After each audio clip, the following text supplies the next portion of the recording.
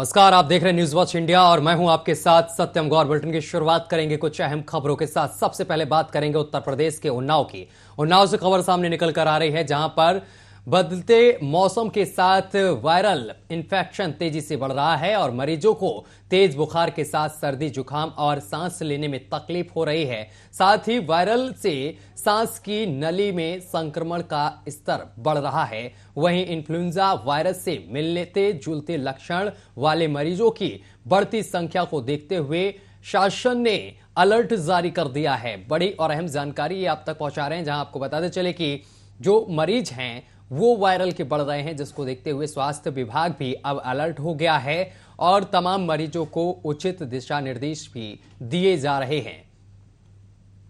उन्नाव से ये अहम जानकारी आप तक पहुंचा रहे हैं, जहां आपको बताते चले कि इन्फ्लुएंजा वायरल जो वायरस है, इससे मिले जुले लक्षण वाले मरीजों की संख्या जो है वो बढ़ती हुई नजर आ रही है, जिसको देखते हुए शासन ने अलर्ट जारी कर दिया है। तो बड़ी और अहम जानकारी इस वक्त की आपके टीवी स्क्रीन पर।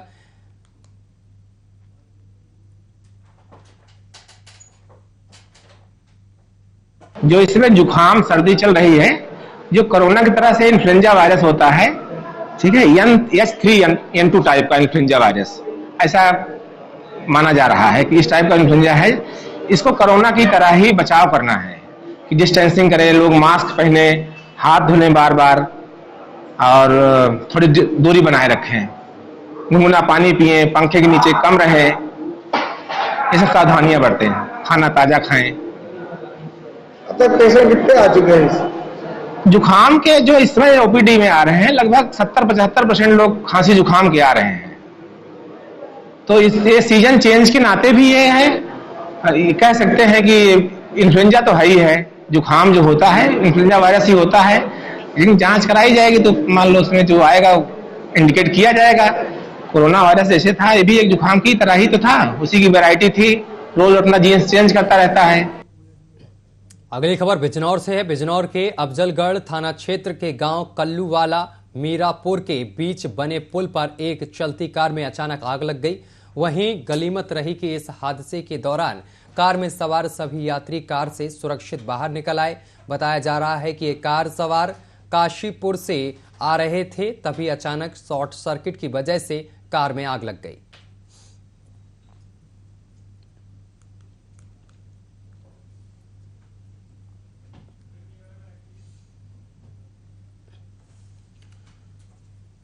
खबर उत्तर प्रदेश के आगरा से है। आगरा में एक बच्ची के साथ हैवानियत की वारदात सामने निकल कर आई है। इस वारदात को अंजाम दिया गया है, जिसके बाद आपको बताते चले कि महज 48 घंटे के भीतर पुलिस ने सभी अपराधियों को नहीं पकड़ पाया है और जिसके बाद पुलिस की कार्यशैली से नाराज होकर ग्रामीणों ने पीड़िता को न्याय दिलाने के लिए धरना प्रदर्शन किया है। साथ ही पुलिस प्रशासन के खिलाफ जमकर नारेबाजी की है। तमाम तस्वीरें हम आपको दिखा रहे हैं, देख सकते हैं किस तरीके से लोग प्रदर्शन करते हुए नजर आ रहे हैं।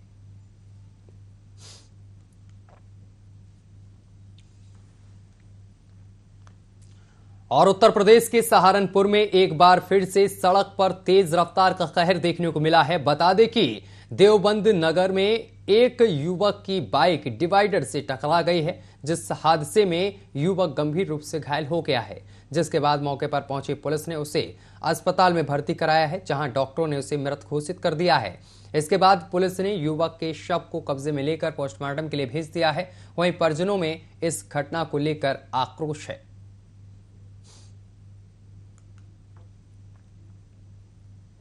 भाई ये बच्चा यहाँ बुध में आया था, बेचारा मजदूर करता था। अब ये शाम को अपने घर जा रहा है, रास्ते में ट्रक ने कुचल दिया। तो अभी क्या चाहते हैं? आपको कार्रवाई? हम तो कार्रवाई चाहें साहब। बच्चे जैसे बच्चे छोटे बच्चे हैं बहुत। क्या लगते हैं आप? मेरा भांजा ही कहाँ रहता था? चरकड़ी गांव में रहता था, सानू के पास में। क्या काम करता था? मजदूरी करता था। 2 रुपये दिहाड़ी लगे ना लगे, परेशान तो ज्यादा अपना फेरी कर रहा था। और बहराइच में बिजली कर्मचारियों की हड़ताल की घोषणा को लेकर प्रशासन अलर्ट हो गया है। इसको लेकर जिला अधिकारी दिनेश चंद्र द्वारा प्रेस वार्ता करके अधिकारियों की मीटिंग बुलाई गई है। उन्होंने बताया है कि 16 मार्च की रात 10 बजे से बिजली कर्मचारी हड़ताल पर जाने को लेकर तैयारी कर रहे थे। बिजली कर्मचारी, साथ संविदा भी कर्मचारी यहां पर प्रदर्शन करने के लिए पहुंच रहे हैं। साथ ही उनको आवश्यक दिशा निर्देश भी दिए गए हैं। तो बिजली कर्मचारियों साथ संवाद किया गया है और उनको उचित दिशा निर्देश भी दिए गए हैं।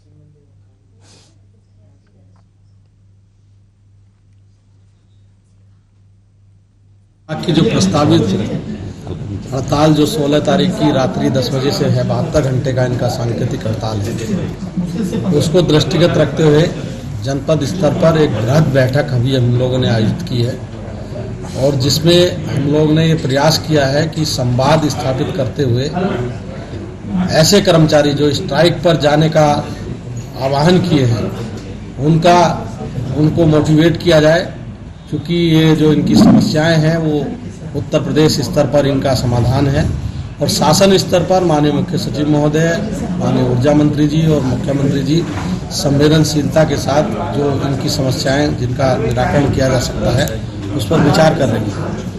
सबसे ज़्यादा कंसर्न जो व्यक्त की जाती है वो सबोटेज एक्टिविटी को लेकर किया जाता है।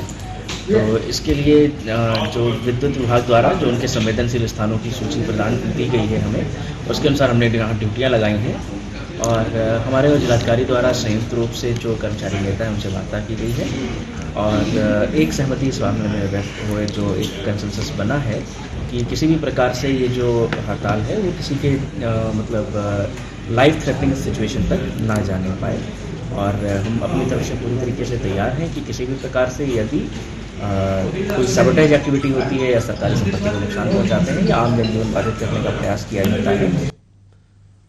अपराध पर लगाम लगाने और किसी भी तरह की असुविधा से निपटने के लिए गाजियाबाद पुलिस ने एलिवेटेड कंट्रोल रूम का उद्घाटन किया है। वसुंधरा चौकी पर कंट्रोल रूम का उद्घाटन किया गया है, जिसके जरिए अपराधियों और असामाजिक तत्वों पर नजर रखी जाएगी। डीसीपी और डीसीपी ट्रांस हिंडन ने कंट्रोल रूम का उद्घाटन किया है। इस मौके पर डीसीपी निपुण अग्रवाल ने बताया है कि एलिवेटेड रोड पर कुल 45 सीसीटीवी कैमरे लगाए गए हैं, जिसके जरिए रील्स बनाने वाले पर कार्रवाई की जाएगी। डीसीपी सिटी ने बताया है कि पिछले कई दिनों से एलिवेटेड रोड पर लगातार रील्स बनाकर लोगों की जान को खतरे में डालने का काम किया जा रहा था, जिसके चलते अब हमने ये कदम उठाया है।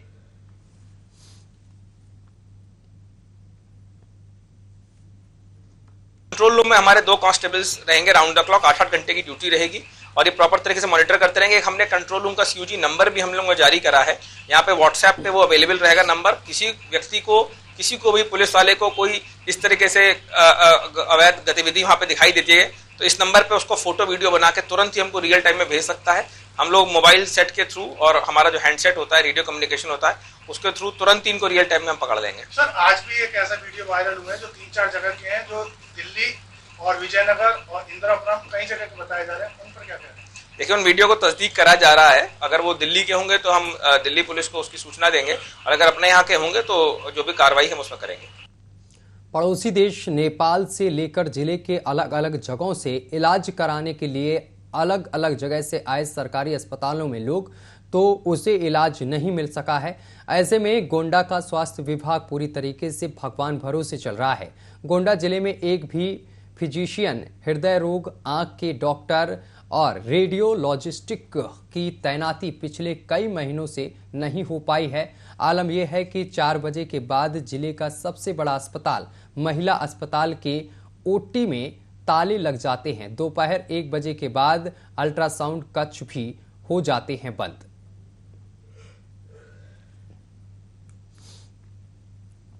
ऐसा है, हमारे यहाँ रेडियोलॉजिस्ट और एनेस्थेटिस्ट इन दोनों की कमियाँ हैं। जो हमारे यहाँ अल्ट्रासाउंड कर रही थी वो EMO के पद पर है और उसके पास सर्टिफिकेट कोर्स है, तो इसलिए सिर्फ वो PPNDT एक्ट के तहत कर रही है वो काम। और कभी कभी उसकी छुट्टी हो जाती है तो उसमें अल्ट्रासाउंड भी हमारा बाधित होता है, क्योंकि एकमात्र चिकित्सक ही है। और एनेस्थेटिस्ट भी हैं, सिर्फ एक ही हैं, एक मेंटरशिप में है, तो इंडिपेंडेंट करने में उन्हें दिक्कत है। अंडर ट्रेनिंग है वो, 1 महीने में वो भी चले जाएंगे, तो एनेस्थेटिस्ट की भी कमी है हमारी। जिला, हमारा जो जिला अस्पताल है गोंडा का, इसमें स्वीकृत पद के सापेक्ष डॉक्टरों की कमी है। फिजिशियन तो 4 पोस्ट है, लेकिन कोई फिजिशियन हमारे यहाँ नहीं है। आई सर्जन की 3 पोस्ट है, तो आई सर्जन नहीं है। ऐसी स्थिति में जो हमारे पास उससे संबंधित पैरामेडिकल के कर्मचारी हैं वो काम कर रहे हैं। और कुछ दिनों के लिए डॉक्टर जय गोविंद जो अंडर CMO हैं उनको भी कुछ दिन के लिए हमारे देखने में काम कर दिया गया था।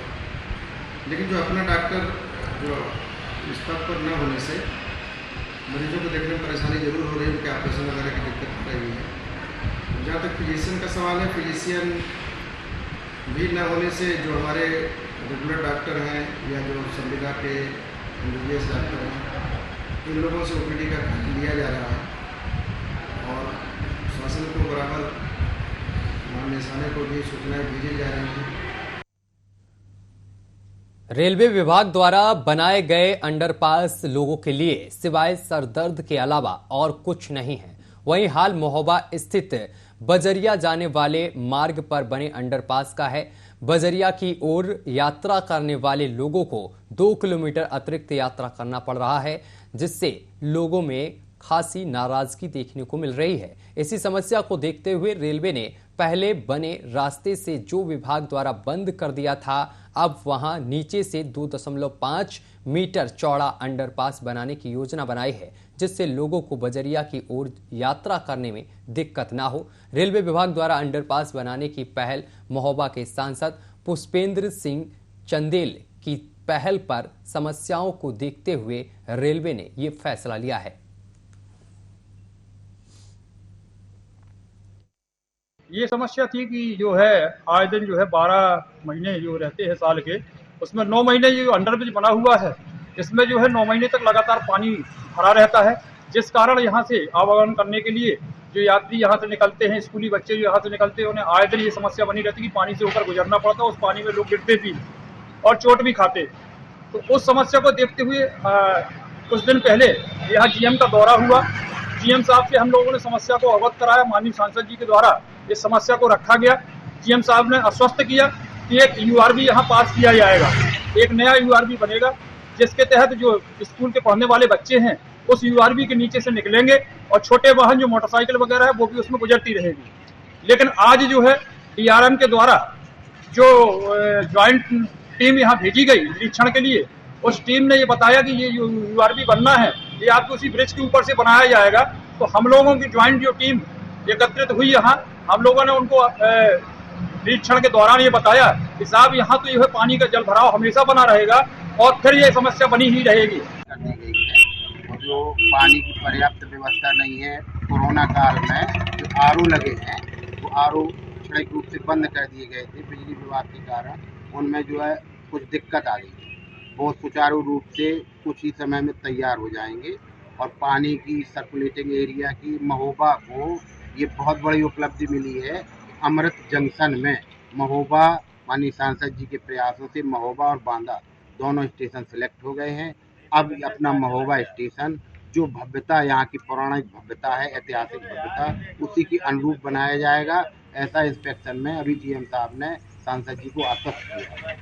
हरदोई में श्रम विभाग की तरफ से आयोजित मंडलीय सामूहिक विवाह संस्कार में पहुंचे मंत्री अनिल राजभर ने विपक्ष को अड़े हाथों लिया है और कहा है कि विपक्ष की नकारात्मक बात करने की आदत बन गई है, सकारात्मक बात नहीं करते हैं। अखिलेश यादव को उन्होंने नसीहत देते हुए कहा है कि जन भावनाओं का वो आदर करना शुरू करें। हरदोई के CSN PG कॉलेज मैदान में मंडल स्तरीय सामूहिक विवाह समारोह का आयोजन किया गया है, जिसमें हरदोई, लखनऊ, सीतापुर, रायबरेली, उन्नाव, लखीमपुर खीरी के 13 जोड़ों का सामूहिक विवाह कराया गया है। इस दौरान श्रम सेवायोजन और समन्वय विभाग के मंत्री अनिल राजभर के साथ इसी विभाग के राज्य मंत्री मनोहर लाल पंथ मन्नू भी मौजूद रहे।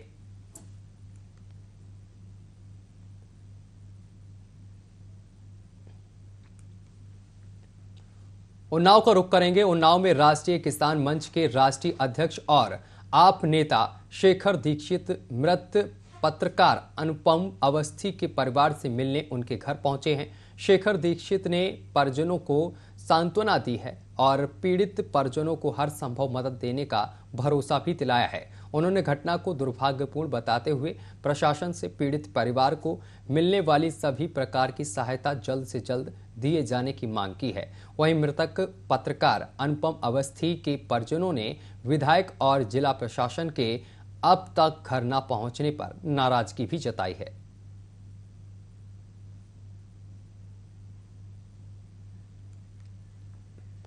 और नोएडा में पुलिस को एक बड़ी सफलता हाथ लगी है, जहां पुलिस ने सेक्टर 39 थाना क्षेत्र से शातिर किस्म के बदमाश को गिरफ्तार किया है। बता दें कि पुलिस ने नोएडा सेक्टर 39 के पास चेकिंग कर रही थी। इसी दौरान संदिग्ध दिखने पर पुलिस ने बदमाश को रोकने का प्रयास किया, लेकिन बदमाश नहीं रुका।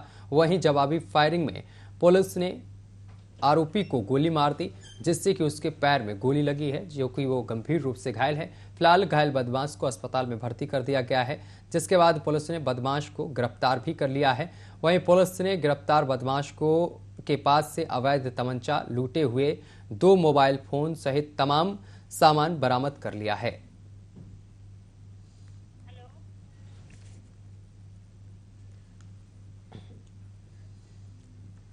अगली खबर का रुख करेंगे। अगली खबर बस्ती से सामने निकल कर आ रही है। बस्ती थाना क्षेत्र के सोनाटी बुजुर्ग गांव में सनसनीखेज वारदात सामने निकल कर आई है, जहां मैजिक चालक और ट्रैक्टर चालक वाहनों को आपस में साइड करने को लेकर भिड़ गए हैं।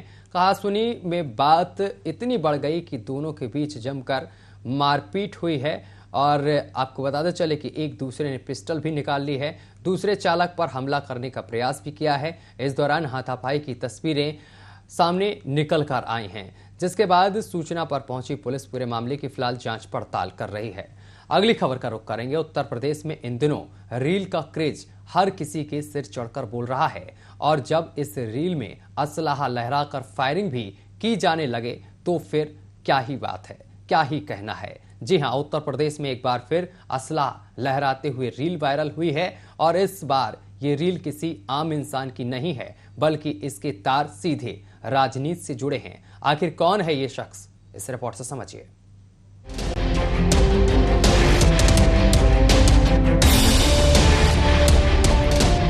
यूपी और असलाहों का पुराना नाता है। यहाँ आए दिन असलाहे लहराते कोई न कोई दिख ही जाता है, और इतना ही नहीं, यहाँ पर असलाह लहराते रील बनाने का भी नया क्रेज है। और इसी कड़ी में एक बार फिर हमें सोशल मीडिया पर एक ऐसी ही रील देखने को मिली, जिसमें एक रसूखदार अपने हथियार का सरेआम प्रदर्शन कर रहा है और खुलकर गोलियां दाग रहा है।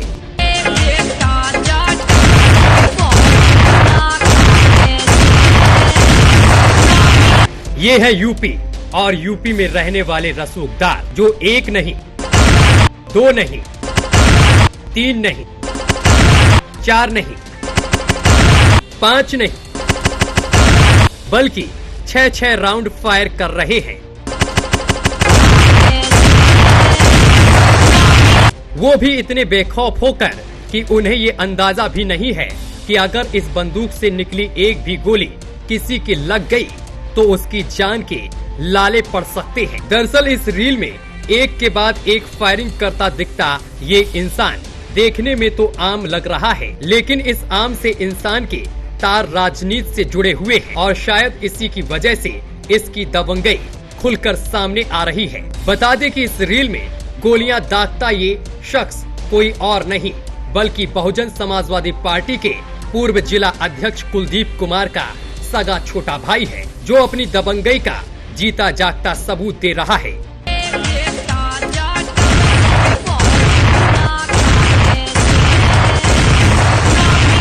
दरअसल ये पूरा मामला गाजियाबाद के विजयनगर थाना क्षेत्र का है, जहां जिला अध्यक्ष जी के इस रसूखदार भाई ने 6 सेकेंड में 6 फायर कर दिए। बता दें कि ये वीडियो में फायरिंग करने वाला शख्स प्रवीण कुमार उर्फ मिंटू है, जो शादी के दौरान दूल्हे की बग्गी पर चढ़कर ताबड़तोड़ फायरिंग कर रहा है, और जिस रिवॉल्वर से ये एक के बाद एक फायरिंग कर रहा है वो इसकी नहीं, बल्कि इसके मामा के बेटे की है। हालांकि इस रील के सामने आने के बाद अब आरोपी प्रवीण कुमार को गिरफ्तार कर लिया गया है। साथ ही अब इस रिवॉल्वर के लाइसेंस को निरस्त करने की कार्रवाई की जा रही है।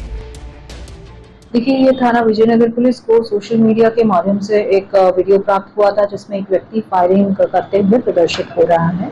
जब इस युवक की जानकारी की गई तो इसका नाम प्रवीण कुमार प्रकाश में आया और नियमानुसार इसमें कार्रवाई करते हुए अभियोग पंजीकृत कर युवक को गिरफ्तार कर जेल भेजा गया है।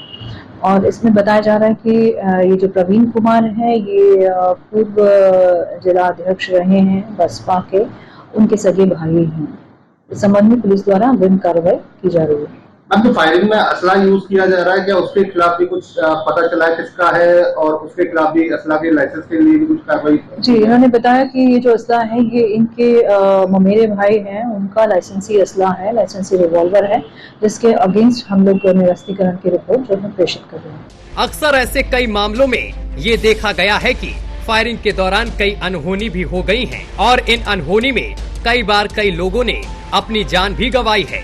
ऐसे में दूल्हे के इतने पास से फायरिंग करने पर कोई भी अनहोनी हो सकती थी, लेकिन अब इसे अपने भाई के रसूख का नशा कहें या किसी और चीज का खुमार, जो इस व्यक्ति ने किसी की जान का कोई ख्याल नहीं रखा। न्यूज वॉच इंडिया के साथ गाजियाबाद से प्रवीण मिश्रा की रिपोर्ट।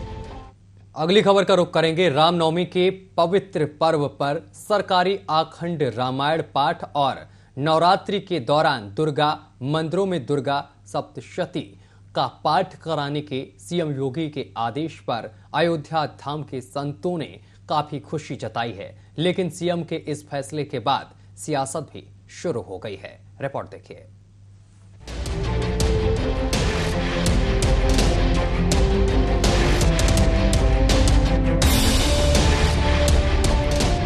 यूपी सरकार प्रदेश के सभी जिलों में रामनवमी के पावन पर्व पर आखंड रामायण पाठ कराएगी, जो 24 घंटे चलेगा। वहीं नवरात्र के पर्व पर 9 दिन दुर्गा मंदिरों में दुर्गा सप्तशती का पाठ भी करवाया जाएगा। आम जनता ने भी सीएम योगी के इस पहल की सराहना की है और उनका आभार जताया है। का बहुत बहुत धन्यवाद जो नवरात्रि पे प्रशासन द्वारा दुर्गा सप्तशती का अखंड पाठ इत्यादि जो भी पूजन करवाया जा रहा है प्रत्येक अयोध्या के मंदिरों में, इसके लिए उनका बहुत बहुत धन्यवाद, आभार व्यक्त किया जाता है। रामनवमी को लेकर के हर मंदिरों में पूजा पाठ की जाएगी, अखंड रामायण कराया जाएगा। योगी जी ने ऐलान किया है कि जब रामनवमी होगी तो मंदिरों में पूजा पाठ होगा, अखंड रामायण होगा। जी, तो ये योगी जी का एक बहुत महत्वपूर्ण और बहुत अच्छा फैसला रहा है कि हर मंदिरों में हो, क्योंकि जो विशेष बड़े मंदिर रहते हैं उनमें तो उनकी सामर्थ्य होती है, लेकिन प्रशासन द्वारा जब सब मंदिरों में करवाया जाएगा तो जो मंदिर की सामर्थ्य नहीं है, जो इतने प्रभुत्वशाली नहीं मंदिर हैं, उनमें भी जब अखंड रामायण इत्यादि पाठ होगा तो इससे उनका भी एक तरीके से उत्थान होगा और इससे बहुत भक्ति भाव भी शहर में बढ़ेगा। योगी जी ने बहुत अच्छा किया है, जो हनुमानगढ़ी या कोई भी मंदिर हो, अयोध्या में हो या और यूपी में हो, उन्होंने रामनवमी के उपलक्ष्य में एक हफ्ते में जितनी भी दुर्गा पूजन है या अखंड रामायण है, कथा है, हर चीज की अच्छी पहल की है कि पूजा पाठ हो, और महंत लोगों का भी काफी सपोर्ट किया है कि उनका मान आगे बढ़ाया जाए, पूजा पाठ किया जाए। यूपी के मंदिरों में नवरात्र के मौके पर विशेष कार्यक्रमों के आयोजन की तैयारी की जा रही है। योगी सरकार ने मंदिरों में रामायण और दुर्गा सप्तशती के पाठ का आयोजन कराने का फैसला लिया है। कार्यक्रमों के आयोजन के लिए विशेष रूप से पैकेज भी देने का प्रस्ताव तैयार किया गया है। योगी सरकार के मंदिरों और शक्तिपीठों में रामायण और दुर्गा सप्तशती के पाठ के आयोजन के लिए हर जिले को 1-1 लाख रुपए मुहैया कराएगी। प्रदेश के सभी डीएम को इन सांस्कृतिक आयोजनों में कलाकार चयन और समितियां बनाने के निर्देश दिए गए हैं। योगी सरकार के इस फैसले का स्वागत साधु संतों ने भी किया है। उत्तर प्रदेश के यशस्वी मुख्यमंत्री योगी आदित्यनाथ जी के द्वारा हिंदू भारतीय नववर्षारंभ अर्थात नवरात्रि के पावन पर्व पर उत्तर प्रदेश के समस्त मंदिरों में अखंड रामायण पाठ तथा दुर्गा सप्तशती का पाठ, बालिकाओं एवं महिलाओं को प्राथमिकता दिए जाने संबंधी निर्णय लेकर के जिलेवार 1-1 लाख रुपए की जो व्यवस्था की गई है, उसका अखिल भारतीय संत समिति हृदय तल से हार्दिक स्वागत करती है। हमारा सदैव से मानना रहा है कि धर्माधारित राज्य व्यवस्था कुशल संचालन देने में सक्षम रहती है और स्त्री का सम्मान, बालिकाओं का सम्मान तथा हिंदू नववर्ष के लिए इससे बड़ा गिफ्ट और भगवान राम के जन्म उत्सव रामनवमी पर इससे बड़ा गिफ्ट और कुछ नहीं हो सकता है। इस प्रकार के आयोजन के जरिए योगी आदित्यनाथ सरकार ने बड़ा संदेश देने की कोशिश की है।